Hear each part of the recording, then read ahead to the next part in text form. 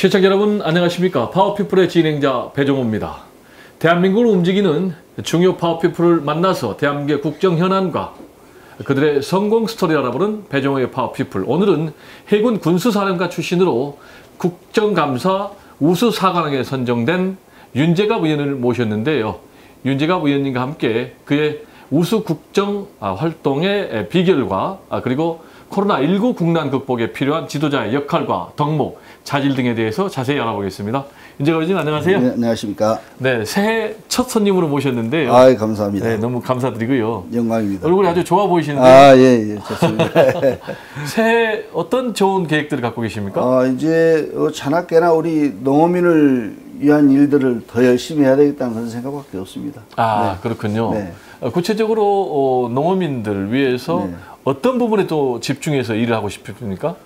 그러니까 우리 농어민들이 이제 정부에서 아무리 지원을 많이 해줘도 어렵습니다. 네. 그래서 이제 우리 농어민들 소득이 먼저 향상이 돼야지 젊은이들이 또 농업에 이렇게 관심을 갖고 네. 올 거 아니겠습니까? 그래서 네. 그런 소득 증대가 최우선 목표라고 생각합니다. 네, 이제 아무래도 우리 농업이 좀 발전하기 위해서는 젊은 농업 일꾼이 좀 많이 있어야 되는데요. 그렇습니다. 요즘 뭐 기농기촌이 활발해지는데 농업에 종사하는 사람들의 연령이 좀 젊어지고 있습니까? 그렇지도 않습니다. 왜냐하면 이제 우리 젊은이들이 이제 다 공부를 또 많이 했어요. 네. 대부분 대학을 나오고 해가지고 농업 하려고 하는 의지를 가진 사람이 그렇게 많지는 않습니다. 네. 그리고 정부에서도 이제 지원을 많이 하지만 네. 우리 농업인들이 생각할 때는 많이 부족한 거예요. 네. 그러다 보니까 조금 더 좀 지원을 더 늘리고 네. 우리 농민들이 만족할 수 있게, 어민들이 만족할 수 있게 좀 더 좀 이렇게 눈높이를 서로 맞춰가야 될 것 같습니다. 그렇군요. 네. 네. 지역구가 해남 진도 완도입니까? 그렇습니다. 예. 네, 그 해남 진도 완도 지역구의 특징 간단하게 얘기하면 어떤 것들이 있을까요? 우리 해남완도 진도는 이제 한반도 최서남단에 위치해서 아, 그렇군요. 교통이 좀 불편하죠. 땅끝이 해남에 그렇습니다. 있죠? 네. 그렇고 그다음에 이제 주 생산 수단이 농업과 수산업밖에 없지 않습니까? 아, 농업수산업. 네. 네. 그래서 이 농업과 수산업이 이제 국민들이 우리 농업인, 어업인들이 선호하지 않으면 네. 지역이 그만큼 어렵다는 특색을 갖고 있죠. 그러면 아, 노령 인구가 많고, 노령 인구가 많고. 예. 그러니까 출생 인구보다 사망 인구가 많으니까 인구는 점점 줄어드는 거예요. 네. 예, 그리고 또 이 수도권 또 대도시로 유출되는 이런 인원들이 많기 때문에 네.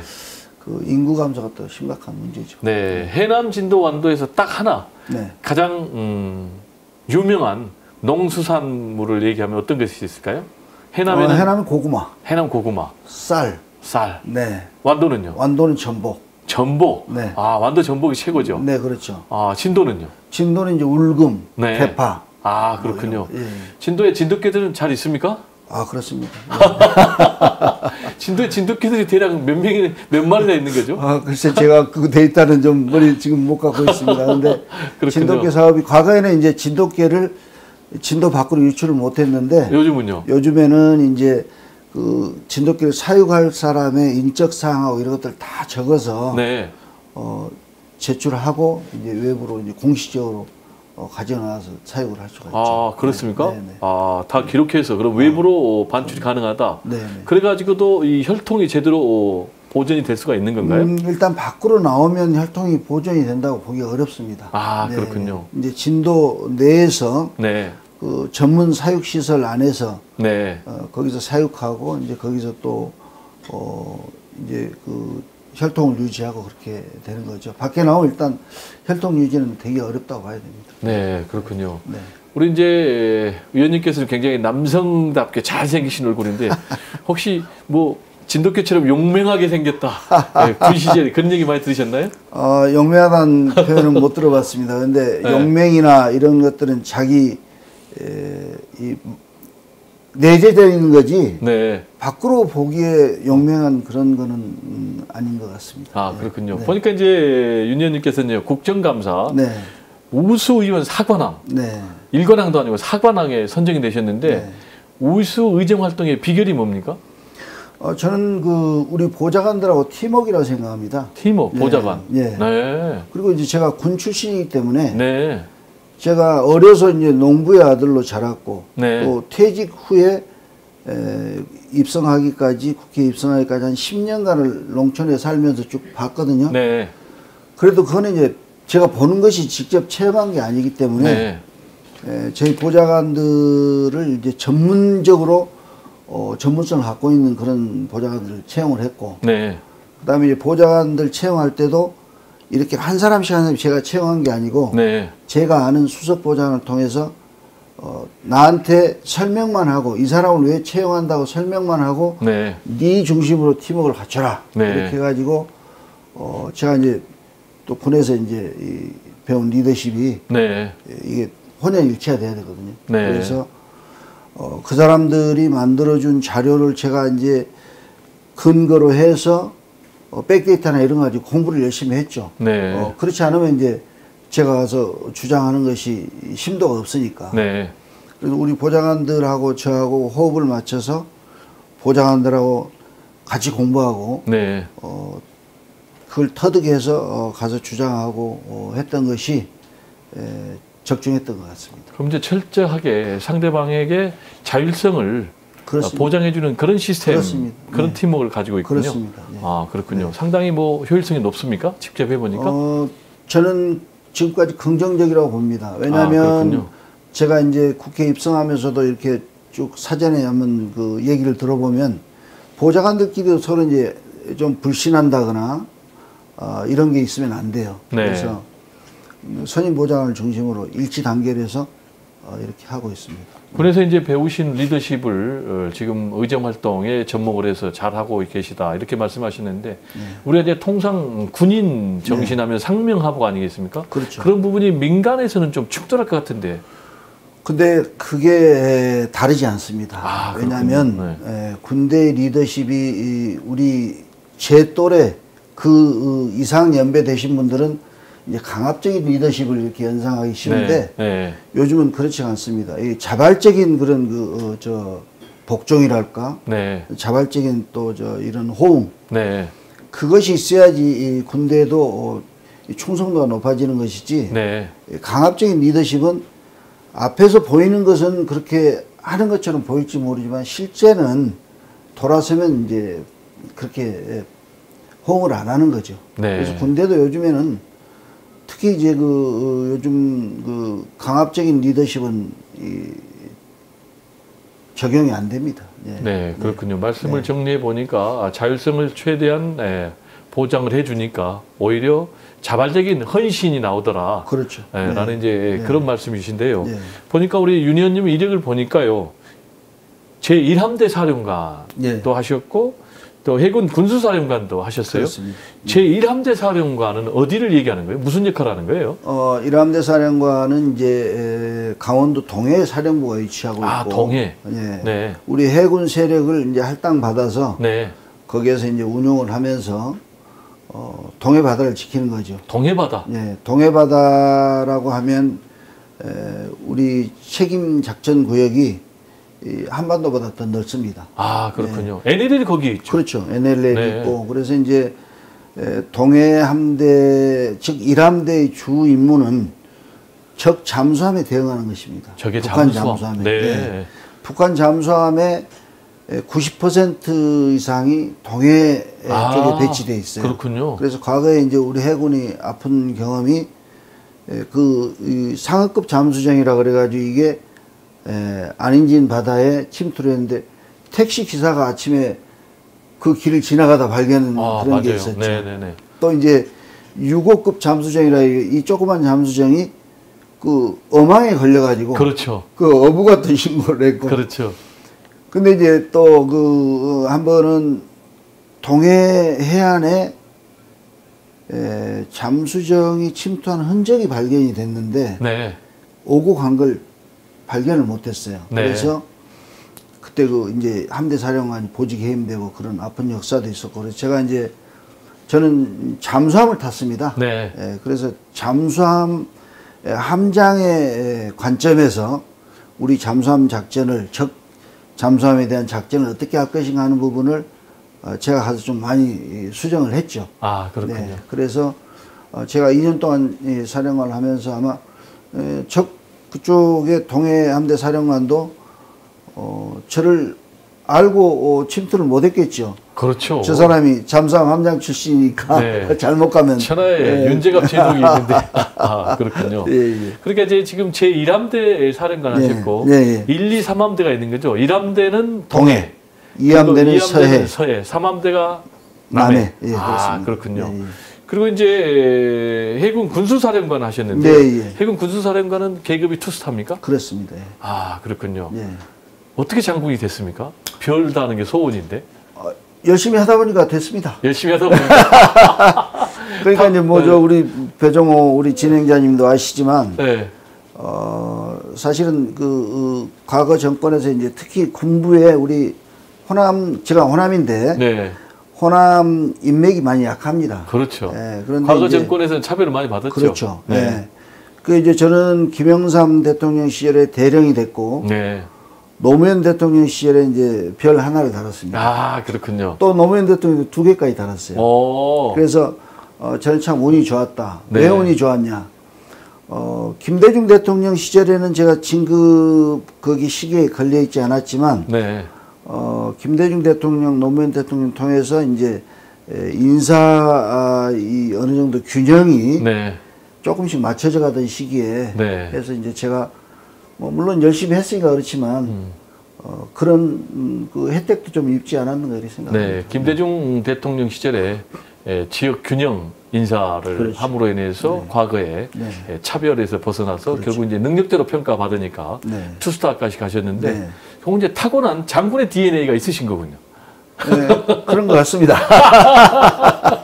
그렇군요. 네. 자, 그리고요, 보니까 네. 우리 윤 의원님께서 굉장히 독특한 일을 갖고 계세요. UDT. 네네네. 그것도 특수전 여단장을 하셨는데 네네네. UDT 하면은 과거에 뭐 간첩 북파하고 그런 부대 아닙니까? 그거는 UDT는 이제 정규전 때에 그 임무를 하는 부대고, 네. 저는 사실은 UDT 경험은 없습니다. 네. 다만, 제가 위관장교 때 네. 한 4년 반 시간을, 근무한 부대가 있는데, 네. 그 부대가 어떤 부대냐면, 김신조 일일 사태. 김신조는 잘 모르니까 얘기해 주세요. 이제 북한에서 보낸 68년, 간첩. 68년 네. 1월 달에 김신조 일당의 이제 일개 소대병력이 청와대 뒷산까지 왔지 그렇죠. 않습니까? 그래서 청와대 이제 박정희 전 대통령을 그렇죠. 살해하기 위해서. 살해할 목적으로. 그래가지고 이제 우리 이 정부가 깜짝 놀란 거죠. 그래서 그 대형 부대를 이제 육해공군에 만들었어요. 그게 UDT입니까? 아닙니다. 네. UDT는 이제 그 전부터 있었고. 아. 그래서 이제 그 부대에서 제가 한 4년 반을 근무를 했습니다. 네. UDT하고 비슷한 훈련을 하고 했어요. 네.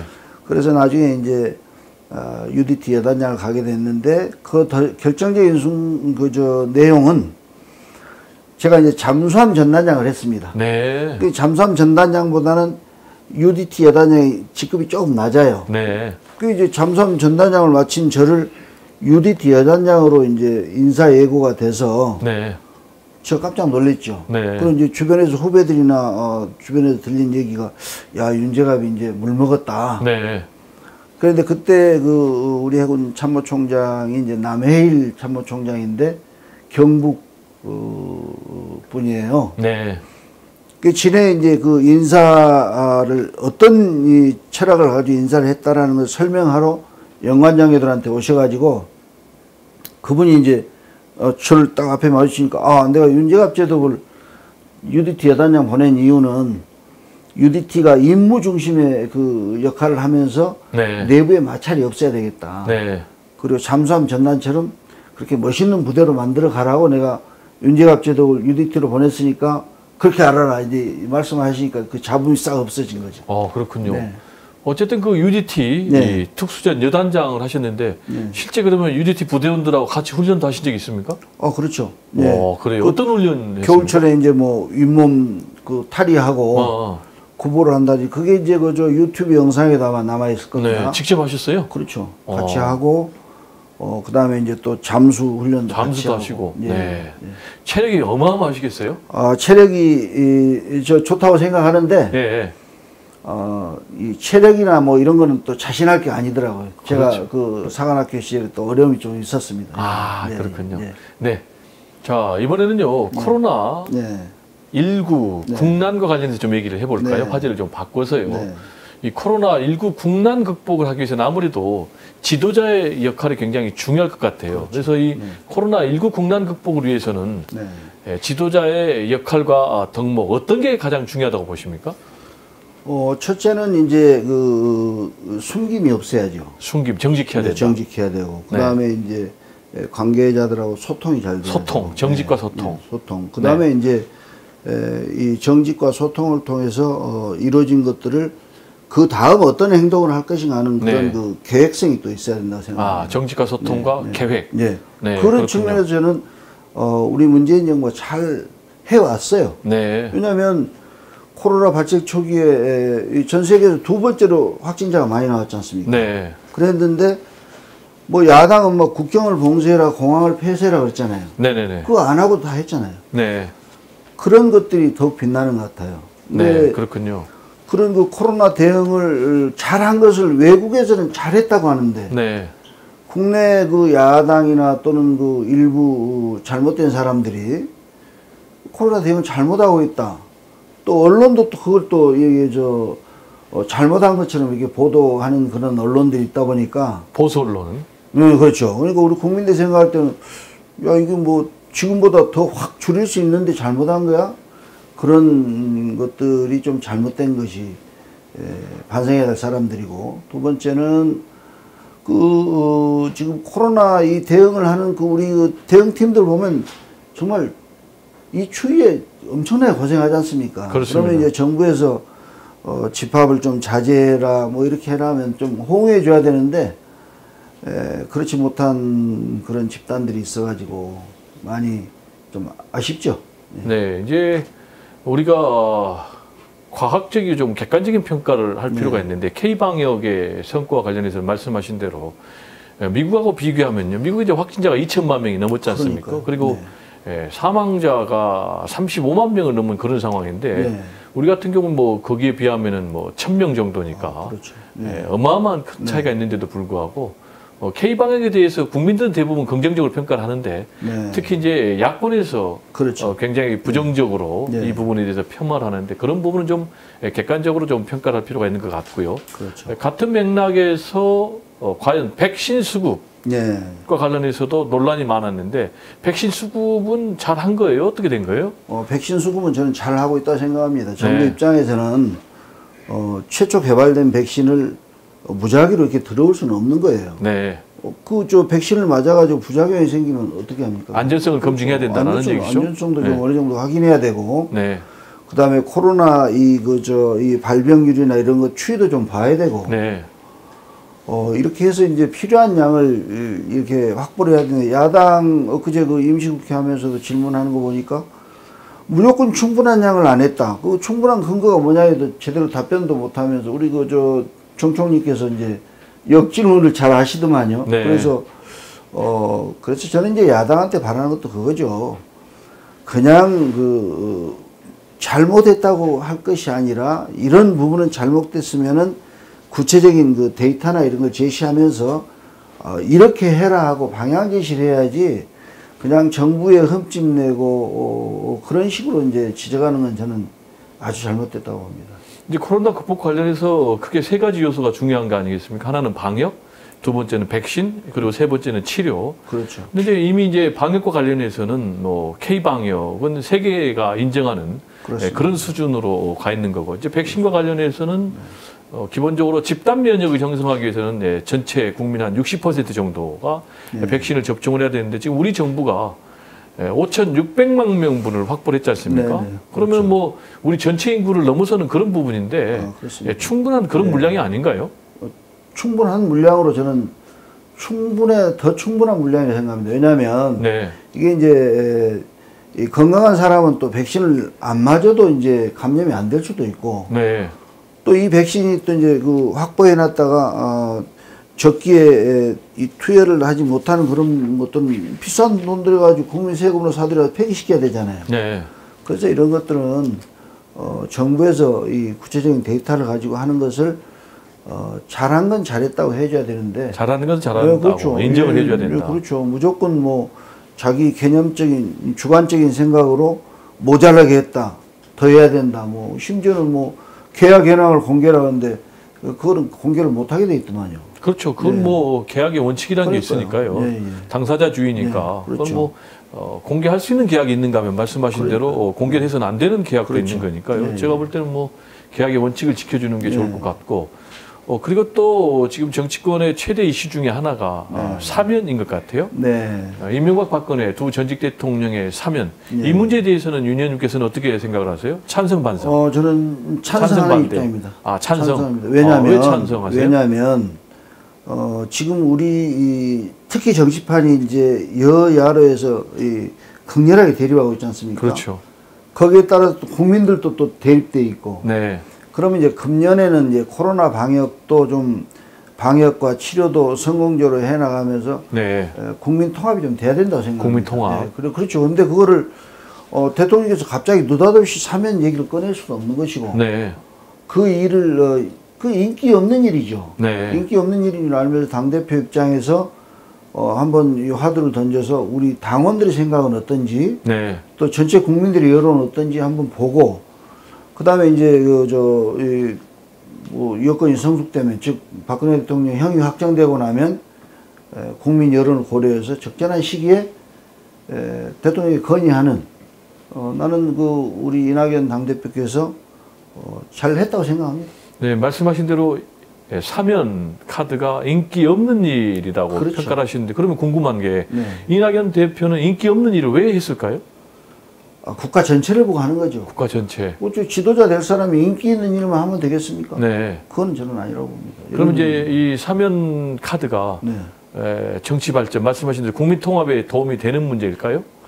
그게 상당히 입장이 갈리는 것 같아요. 그렇죠. 이제 저도 지난 주말에 이제 우리 유권자들을 만났는데 똑같은 자리에서 한 10분 간격으로 만났는데 한 분은 그 사면을 해야 된다고 강력히 주장을 네. 하고 한 분은 어떻게 출범시킨 정부인데 지금 벌써 사면 얘기를 하냐고 이제 강하게 또 반발하시고 하는데 네. 우리 국민들도 다 이렇게 혼재되어 있다고 봅니다. 그러면 그거를 이렇게 화두를 던져놓고 국민 여론을 보고서 당대표께서 이제 판단해가지고 대통령께 건의를 하든지 안 하든지 저는 적절한 시기에 잘 화두를 던졌다고 봅니다. 아, 그렇군요. 이제 이번에 문재인 대통령께서 신년사에서 네.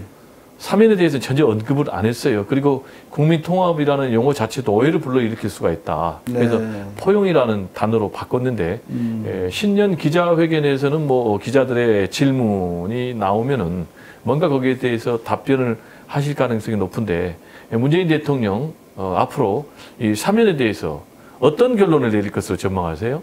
전망입니다. 그 대통령한테 물어보셔야지 저한테 물어보십니까? 우리 한번 알아볼까요? 윤 의원님께서 한번 맞춰보세요. 제 생각에는 네. 아마 우리 문재인 대통령님도 워낙 신중하신 분이라서 그렇죠. 그렇게 우리가 그랬어 하는 그런 생각을 가질 만한 그런 말씀은 안 하실 것 같습니다. 네.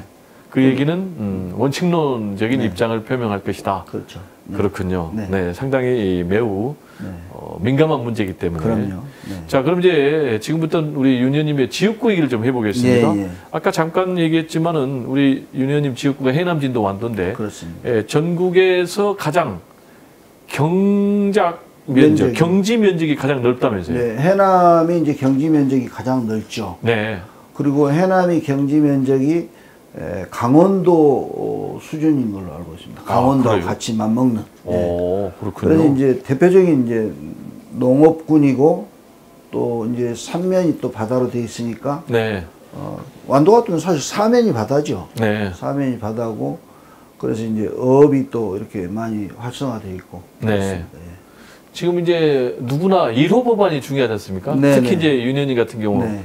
이번에 21대 총선에 국회에 입성을 하셨으니까 네. 내놓으신 1호 법안도 네. 농민 그렇습니다. 또 농가 소득 안정 발전 그런 걸 위한 것이죠. 네, 네. 어떤 거죠, 법안이? 제가 이제 발의한 1호 법안이 이 농산물 최저가격 보장제인데 네. 제가 이제 그 지역에서 퇴직하고 한 10년간 살면서 보면 이 농산물 가격이 늘 등락을 반복합니다. 그렇죠. 예, 풍년이 들면 농민들은 이제 가격이 오를 것이라고 기대를 안 해요. 풍년이 들면 또 값이 떨어져요. 그렇죠. 흉년이 들면 외국에서 또 수입을 해와요. 네. 그래서 농산물 가격이 농민들이 이제 미래를 설계하는 그런 데 필요한 안정된 가격이 형성이 안 되는 거죠. 그래서 네. 이제 이 농산물 최저 가격 보장제 그것이 가장 시급하다 해가지고 그런 것들을 제가 이제 1호 법안으로 네, 입법을 그렇군요. 했죠. 예. 그런데 이제 농산물 최저 예. 가격 보장 제도를 말씀하셨는데 네. 농산물 최저 가격 보장이 어려운 경우에 예. 그런 경우에는 이제 농작물 수입 안정보험과 연계를 하자. 예, 그렇죠. 그래서 예. 농업재해보험으로 대체해서 지원해주자라는 네. 그런 주장을 유니언께서 네, 네, 하고 네. 계세요. 구체적으로 네, 네, 어떤 네. 내용입니까? 그러니까 이제 정부에서 최저 가격을 보장하려 그러면 특히 지금처럼 이제 코로나 이 전염병 때문에 정부 재정이 적자로 지금 많이 운영되고 있지 않습니까? 네. 이 농산물 최저 가격 보장제를 하려고 그러면 정부 예산이 많이 들어가야 돼요. 네. 근데 이럴 때 이제 방금 말씀하신 그런 보험이나 이런 것들을 이용해서 네. 한다면 정부의 재정 부담을 좀 줄이고 농민들한테는 또 소득이 향상이 되고 이런 혜택이 갈 수 있다는 그런 생각인 거죠. 네. 그렇죠. 근데 이제 중앙정부에서는요. 네. 과잉 생산 또 그리고 재정 소요를 네. 이유로 지금 상당히 좀 어려운 입장을 표명하고 있는데 네. 이 문제는 어떻게 극복할 수가 있을까요? 그 부분도 이제 이해는 됩니다. 그런데 우리 그 한우 자조금 협회라는 게 있습니다. 아, 그래서 그렇군요. 이제 농산물도 장목별로 자조금 협회를 구성을 해서 네. 제가 농식품부에도 그 사항을 요구를 했고 농식품부에도 그 사항을 검토를 하고 있습니다. 그래서 자조금 협회를 형성을 해서 생산량을 좀 조절을 해야 됩니다. 생산량을. 예, 예. 네. 그 생산량을 조절한다는 게 이제 보면 소농들은 자기 가족들이 하는 그런 정도의 수준의 소농들은 사실 별 문제가 안 되는데 네. 대농들이 있습니다. 네. 이제 요즘 코로나 때문에 이제 외국인 노동자가 못 들어오고 하는 게 있지만 그 대단위 면적에다가 이제 농기계를 이용하고 외국인 노동자를 이용해서 이제 대규모 경작을 하는 사람들은 좀 이렇게 자조금에 들어오게 해서 네. 생산량을 좀 조절을 하지 않으면 네. 이게 이제 좀 어렵죠. 그래서 그런 걸 그렇군요. 해야 된다는 겁니다. 예, 그리고 지금 굉장히 의정 활동을 왕성하게 하고 계신다라는 네. 평가를 받고 계세요. 이제 어쨌든 간에 뭐 의정 활동의 바로미터가 법안을 네. 얼마나 네. 발의를 했는지 그리고 또 그 법안이 구체적으로 입법으로 결론을 내렸는지라는 네. 부분 아니겠습니까? 네. 그런데 지금 보니까 농업 발전 그리고 농민의 삶의 질 개선을 위해서요 26건의 법안을 예. 발의를 하셨더라고요. 네. 그리고 또 여야 동료 의원들과 네. 무려 600건이 넘는 네. 법률안을 공동으로 발의하셨다는데 네. 이거 사실입니까? 예, 그렇습니다. 그리고 이제 우리 국회에서도 이제 코로나 때문에 네. 또 그다음에 행정 낭비를 줄이기 위해서 이제 온라인으로 이렇게 이제 서명 발의하는데 네. 저는 그건 안 합니다. 아, 온라인으로 왜 안 하셔요? 왜냐하면 네. 제가 모든 분야를 다 할 수가 없잖아요. 네. 그 이제 보좌진을 두는 이유는 그 보좌진들이 전문성을 다 그렇죠. 갖고 있거든요. 네. 그래서 보좌진 일차 검토를 하고 저하고 상의를 해서 네. 이 법안은 우리가 발의하기에는 좀 성격이 안 맞다 그러면은 네. 양해를 구하고 돌려보내고 네. 이거는 꼭 우리한테 필요한 법안이고 우리가 공감했던 법안이다. 그런 법안들에 대해서 이제 공동 발의를 해주는 거죠. 네. 그리고 또 나도 이제 또 내가 법안 발의할 때 같이 그런 식으로 하고 네. 그래서 이제 그렇게 해서 하는데 우리 이 보좌진들이 열심히 해요. 네. 네. 그래서 이제 제가 어쩔 때는 뭐 전화해보면 아직도 사무실 있다 그러면 야 빨리 퇴근해야지 하고 네. 퇴근하라고 종용할 정도로 그렇군요. 아주 열심히 하고 예, 계시군요. 예. 그리고 이제 농가 소득을 좀 안정적으로 보장해 주기 위해서는 네. 아무래도 농산물 유통 문제도 네. 개선이 필요하지 않습니까?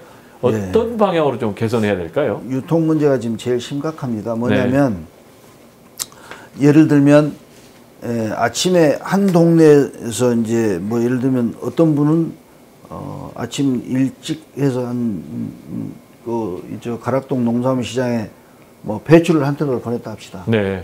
조금 늦은 시간에 다음 사람은 또 같은 동네인데 또 실어서 보냈죠. 그런데 이 가격 차가 네. 심지어 열 몇 배까지 차이가 날 때가 있어요. 네. 이거는 뭐냐면 농민들은 자기가 생산해가지고 자기 예정가를 모르고 출하를 하는 거예요. 깜깜이 출하라 그러죠. 네. 뭐 가락동에 이제 그걸 특히 채소나 과일 같은 경우는 이제 이 하차 시켜놓고 나면 상하잖아요. 움직일수록. 그러면 이제 값이 안 맞아도 다시 상차해서 또 갖고 내려가지를 못하는 거예요. 그렇죠. 그냥 울며 겨자 먹기로 그냥 주고 가는 거예요. 네. 그렇군요. 근데 그게 뭐냐면은 그게 이제 경매사들이 그 도매 시장에 도매 법인에 그러니까 도매 시장 그쪽 그 회사에 네. 몇 개 회사가 있습니다. 네. 경매사들이 그 회사에 소속돼 있어요. 네. 그럼 그 경매사가 누구를 위해서 일하겠습니까? 네. 그 회사를 위해서 일하죠. 그렇죠. 그러다 보니까 농민들은 손해를 보는 것이고, 그래서 제가 주장하는 것이 시장 도매법인을 좀 가락시장에도 좀 넣자. 그 뭐냐면 시장 도메인 제도죠. 그게 말씀하신 게. 시장 도매법인, 도메인, 시장 도메인, 예. 그렇죠? 시장 도메인. 그래서 그렇죠. 이제 그게 말씀하신 게 생산자 그리고 유통인이 직접 사전에 협상을 통해서 그렇죠. 거래하는 그런 제도를 그렇죠. 얘기하시는 그렇죠. 거죠? 그렇죠. 좀 자세히 설명 좀 그렇죠. 부탁드릴까요? 그러니까 이제 농민이 생산을 하면 네. 그 시장 도메인이 그 현장에 가볼 거 아닙니까? 네. 그럼 작황도 보고 또 전국적인 그런 그 작황 상태도 보고 네. 아 이번에는 이 배추를 뭐 몇 킬로에 얼마에 사면 농민한테도 크게 손해가 안 가고 이익이 되고 나도 또 손해를 안 보고 할 수 있겠다 해서 이제 그걸 사는 거죠. 그러니까 전국적인 작황도 보고 전국적인 그렇죠. 가격 동향도 보면서 그렇죠. 합리적인 그렇죠. 가격을 가격을 사전에 협상해서 네, 그렇게 해서 이제 해야 되는데 지금 그런 제도를 주장을 이제 우리 농해수에서도 여러 의원들이 주장하는데 지금 농식부가 좀 그 수용을 안 하고 있죠. 아 그렇군요. 예. 그러면 이제 앞으로 그게 개선이 좀 될 여지가 있습니까? 개선을 해야죠. 네. 예, 개선을 해야 됩니다. 근데 이제 우리가 뭐 개선 여지가 없다고 해서 포기하면 안 되지 않습니까? 네. 제가 농해수에 왔는데 네. 적하고 총 들고 싸우는 군 출신이 왔는데 그럼 군인 정신도 꼭 결과물을 만들어내셔야 되겠네요. 그래야 되겠습니다. 그리고 이제 지금 현재 농민들에게 지원하고 있는 이 직불금 제도가 있지 않습니까? 네, 예. 이게 상당히 문제가 많아서 지금 예. 윤 의원님께서는 공익형 직불제를 도입을 해야 된다. 네네네. 이게 무슨 제도입니까? 주장하시는 게? 이제 정부에서 하는 공익형 직불금제하고 같은 건데 네. 지금 문제는 뭐냐면 지난 3년간 직불금을 받은 사람만이 지금 공익형 직불금을 신청할 수 있는 거예요. 지난 3년간에 네. 받았던 사람만. 받았던 그러면 사람. 새로 그러니까 받을 사람은 신청을 못 하는 거예요? 지금 이제 그게 막혀 있는 거예요. 상당히 불합리하네요. 그렇죠. 그래서 이제 뭐냐면 과거 3년간 안 했던 사람들은 뭐 때문에 안 한 사람이 있냐면 실제로 농사를 지으면서도 안 한 사람은 이 절차가 복잡하고 네. 그렇게 복잡한 절차를 통해서 해도 금액이 소액이고 노력에 근데 비해서. 그렇죠. 그래서 이제 안 했던 사람들이 지금 이제 최소 단위가 1년에 한 120만 원 직불금을 받는 거예요. 네. 그게 받으려고 하다 보니까 이게 막혀져 있는 거죠. 네. 그래서 그걸 개선해야 된다 하고 지금 입법 발의도 해놨고 주장을 하고 있고. 구체적인 개선 방안까지 주장하신 게 있습니까? 그렇죠. 어떻게 그 개선 개선해야 방안은 네네. 그러니까 과거에 안 했더라도 올해 이제 저 농사를 짓겠다는 사람은 신청하게 해줘라. 네. 그 다음에 새로 귀농한 사람들 있지 않습니까? 네, 그렇죠. 이 사람들은 귀농을 오히려 유도를 해야 되는데 네. 새로 들어가서 농사를 지으려 해도 직불금 대상이 안 되는 거예요. 네. 그거 다 해줘야죠. 그렇죠. 이 정부 정책이 좀 잘못된 거예요. 네. 그리고 지금 농촌 인구가 네. 굉장히 빠른 속도로 소멸되고 있는데요. 그렇죠. 지금 뭐 해남 진도만도 다 농촌이었는데요. 그렇죠. 지금 그쪽 지역구 상황은 어떻습니까? 심각하죠. 우리 해남도 1970년대 인구가 21만에 육박했는데 네. 지금 이제 7만도 무너졌어요. 네. 그러니까 이제 그게 뭐냐면 21만 명에서 7만이면 지금 3분의 1로 줄었네요. 그렇죠. 네. 그게 뭐냐면 이제 출산 연령대가 이제 거의 없는 거예요. 근데 해남이 전국에서 출산율 1위라면서요. 출산율 1위를 했는데도 또 불구하고 3분의 1로 줄었다. 인구가 줄어드는 이유는 네. 태어난 숫자, 신생아 숫자보다 네. 돌아가시는 노인분들 숫자가 많은 거예요. 네. 왜냐하면 이제 노령화 돼가지고 네. 젊은 사람들은 다 이제 도시로 다 일자리 찾아서 나가고 네. 시골에서는 이제 노부계자 일부하고 이런 직장에 다니는 그런 사람들만 있다 보니까 네. 인구가 점점 줄어드는 거죠. 그렇군요. 그럼 네. 어떻게 해야 되는 거예요? 그래서 이제 그걸 개선하기 위해서는 정부가 이제 먼저 좀 획기적으로 좀 저는 대책을 내놔야 된다. 네. 그 대책이란 게 뭐냐면 시골에 좋은 일자리를 만들 수 있는 그런 일자리. 그걸 만들어 줘야 돼요. 네. 그럼 일자리 그냥 만들어지는 게 아니고 시골 환경에 적합한 그런 그 생산 시설이나 이런 것들을 도시에 있는 걸 보내줘야죠, 시골로. 네. 인센티브를 주면서. 네. 그래서 그 사람들한테 이제 직장을 만들어 줘야 되고 또 젊은 사람들이 문화생활도 좀 할 수 있게 해줘야 됩니다. 네. 예, 꼭 대도시 수준은 아니더라도 그것도 좀 해줘야 되고 그러고 나서 이제 결혼하기 좋은 환경. 시골에는 이제 이 땅이 넓지 않습니까? 그러면 정부에서 이제 아파트도 젊은 사람들한테 임대 아파트 지어서 팡팡 좀 주고, 애 낳기 좋은 그런 혜택을 지금 지자체별 다 주고 있거든요. 네. 그걸 정부에서 더 보태가지고 애를 많이 낳게 하고, 또 많이 낳으면 그 애들을 육아할 수 있는 그런 그 환경을 잘 만들어주고, 그 다음에 교육 환경도 좀 잘 만들어주고. 지금 농촌 같은 경우는 어떻습니까? 젊은 부부들의 주거 문제, 또 육아 문제, 보육 문제 이런 부분에 대해서는 해결할 수 있는 상황입니까? 주거 문제는 다 자기 각자 알아서 해결해야 되는 문제가 되고 있죠. 네. 그 다음에 이제 출산에 대해서는 이제 장려를 해주고 또 결혼도 이제 장려를 또 일부 해주고 있는데 장려금을 주고 이런 걸 하고 있는데 이 지방 하면 재정 자립도가 6% 정도밖에 안 됩니다. 네. 거기에서 그걸 또 주고 나면 지방은 점점 어려워지는 거라서 정부에서 좀 그런 것들을 획기적으로 좀 검토를 해야 된다고 생각합니다.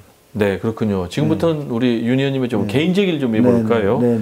어려서부터 군인의 길을 가고자 하셨습니까? 어려서는 아니었습니다. 아, 그래요? 크면서 어려서 뭐 하려고 그랬어요? 학교 선생님이 하고 싶었어요. 아, 근데 왜 바꿨어요, 군인으로? 이제 제가 고등학교를 가서 네. 제가 고등학교를 간 것도 또 이제 제가 실업교 고등학교를 졸업했는데 네. 농촌 형편상 고등학교를 졸업하고 취직해서 이제 가게에 보탬이 되도록 부모님께 도움이 되도록 해야 되겠다 하고 갔는데 막상 고등학교 졸업할 때가 되니까 네. 내 눈높이 맞는 이 직장이 없더라고요. 그래서 아, 네. 진학을 해야 되겠다. 근데 제가 이제 뭐 인류 고등학교를 나와서 지방 대학을 가면 뭐 그때는 이 과외를 많이 하던 시절이니까 그렇죠. 우리 아들도 과외 달라 뭐 이렇게 초빙을 많이 하겠지만 제가 실업교 고등학교를 나왔는데 자기 자식을 실업교 고등학교 출신한테 과외 시키려고 안 할 거 아닙니까? 그러면 네. 과외비도 적고 여러 군데를 또 뛰어야 되잖아요. 네. 그러면 내 공부도 안 될 것 같고 그래서 이 돈을 안 내고 다니는 학교가 없을까 하고 보니까 네. 상한학교가 있더라고요. 네. 그 중에서 또 이제 해군 상한학교 하니까 옷이 멋있잖아요. 그렇죠. 해군 상한학교. 네. 네. 그래가지고 이제 해군 상한학교 쪽으로 방향을 틀었고요. 네. 또 해군 하면 또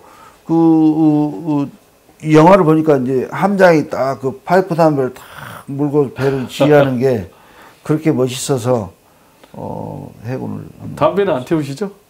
담배는 때때로? 이제 공식으로 안 피웁니다. 공익적으로 안 하시고 숨어서 슬쩍슬쩍. 지금까지 살아오시면서요. 네. 인생에 기억에 남는 큰 위기는 어떤 것들이 있었습니까? 첫 번째는 제가 이제 상한학교 다니면서 네. 아까도 말씀드렸지만 제가 실업교 고등학교를 나와 놓으니까 상한학교에서 배우는 그런 그 고등수학이나 이 고등물리 뭐 이런 것들이 기초가 안 돼 있으니까 네. 밤새워서 공부를 해야 됐어요. 그렇게 하다 보니까 이제 상한학교 2학년 때 결핵으로 확 쓰러졌어요. 그렇군요. 피를 토하고. 그렇죠. 그때 당시만 해도 큰 병이었죠. 그렇죠. 네. 그때 그래서 저 이전에는 사관생도가 결핵에 걸리면 다 격리시켜야 이제 되잖아요. 태교. 태교. 치료해가지고 태교. 아. 군 병원이 있으니까. 격리 치료가 아니라 아예 태교 조치를. 그렇죠. 네. 왜냐하면 전염성이 있다고 그래가지고. 근데 이제 제가 입원해갖고 퇴원할 그 시점에는 이제 결핵이 치료를 하면 전염성이 없어진다는 걸 알았어요. 네. 그래도 이제 교육위원회를 했죠. 그렇죠. 귀향시킬 것인가, 계속 학교 공부를 하게 할 것인가. 근데 이제 제가 좀 자랑 같은데 해도 됩니까? 그럼요. 제가 실업고등학교 출신인데 1학년 2학기 기말고사에서 네. 전체 3등을 했어요. 이야, 공부 잘하셨네요. 이제 뭐 그래서 살려준 거예요? 맞고 품었죠. 어. 맞고 품는 게 뭔지 압니까? 네, 그냥 뭐 손 드는 거죠, 뭐. 아니, 고기 잘 잡는 사람은 낚시로 이제 하는데 네. 고기 잡을 능력이 없으면 이제 뚝을 이렇게 맞고 네. 물을 품어서 고기를 잡으라는 거예요. 네. 저는 맞고 품었어요. 음. 그렇게 이제 밤새워서 하다 보니까 이제 몸에 무리가 와서 쓰러졌죠. 아니, 그러니까 이제 태교 조치를 어떻게 안 당했냐고요. 이 성적이 너무나 비약적으로 발전했다. 그 다음에 이제 사관학교는 또 이 적성평가를 해갖고 선배들이 후배를 평가하고 동기생이 평가하고. 네. 저 1학년 때니까 이제 2학년, 3학년, 4학년이 저를 평가하고 저희 동기생 1학년 평가하고 적성평가도 또 굉장히 호감 가지고 잘 받은 거죠. 그럼 결국 이제 특별 케이스로 그렇죠. 배려한 거네요. 예, 그렇죠. 아, 그렇군요. 네, 네. 그리고 또 어떤 위기가 있었습니까? 그 다음에 이제 군에서 아까 잠깐 노무현 정부 시절에 이제 별 하나 달고 2개까지 달았다 했는데 이명박 정부에 와가지고 더 이상 뭐 제 능력이 받쳐주지 못했던지 승진을 못하고 이제 퇴직을 하고 제 생각에 제가 억울했죠. 네. 내가 충분한 자격을 갖췄는데 왜 안 시켜주나 해서 네. 이거를 내가 개선하려고 그러면 정치권에 나가야 되겠다 해가지고 네. 지금 생각하면 이제 무모한 도전이었죠. 네. 그 도전을 하고 제가 10년 만에 이제 등원을 했는데 네. 그때 중간에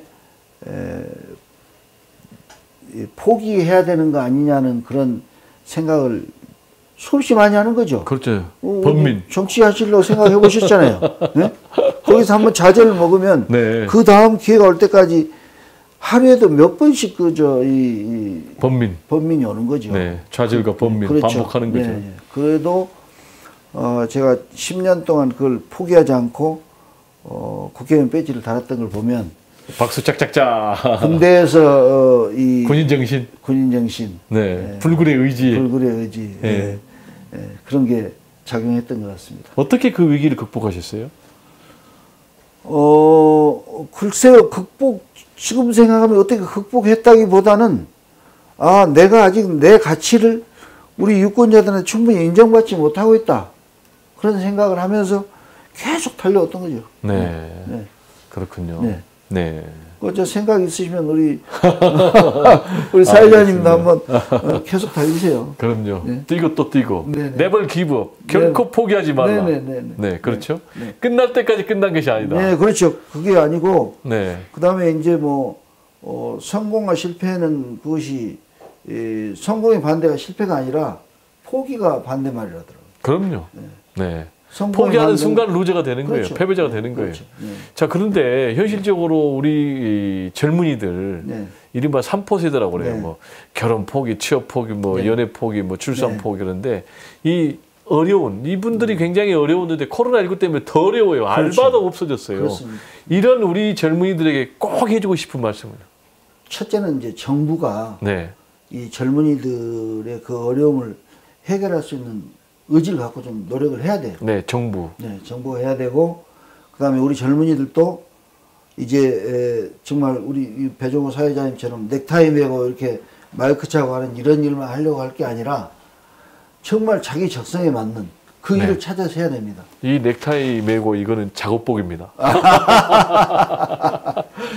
그래서 이게 젊은이들한테만 그렇게 하라고 해서도 안 되는 것이고, 네. 정부도 젊은이들의 문제를 해결하기 위해서 이 판을 깔아줘야 되고, 네. 젊은이들도 거기에 따라서 이제 내가 과연 어떤 방향이 나한테 적성에 맞는지 이걸 가지고서 자기 직업을 선택해야 된다고 합니다. 제가 그래서 보면 반드시 도예지에 나와서 직장 생활하는 사람이 행복한 건 아니에요. 네. 예, 스트레스, 그 다음에 보장 안 되는 정년, 뭐 이 주거 문제, 환경 문제 등등등 해서 시골에서도 농촌 어촌에서도 자기가 의지만 있으면 충분히 그 행복한 미래를 설계할 수 있다 생각합니다. 네. 그런 미래를 설계하고 싶은 사람은 우리 해남 완도 진도로 오십시오, 여러분. 네. 해남 완도 진도로면은 인생이 풀립니다. 네, 제가 잘 도와드리겠습니다. 네. 꼭 그 약속 지키시고요. 네. 인품이 훌륭하시니까 한번 뱉으신 말씀은 반드시 지킬 것으로 믿고요. 이제 마지막 질문입니다. 너무 재밌는 말씀 듣다 보니까 시간이 다 됐고요. 정치인 네. 윤재갑 네. 꿈꾸는 세상 소망은 뭡니까? 저는 낮이나 밤이나 네. 밤에 자다가 잠이 깨도 네. 우리 농어민이 행복한 세상, 그것이 제 정치 인생의 목표입니다. 네, 그렇군요.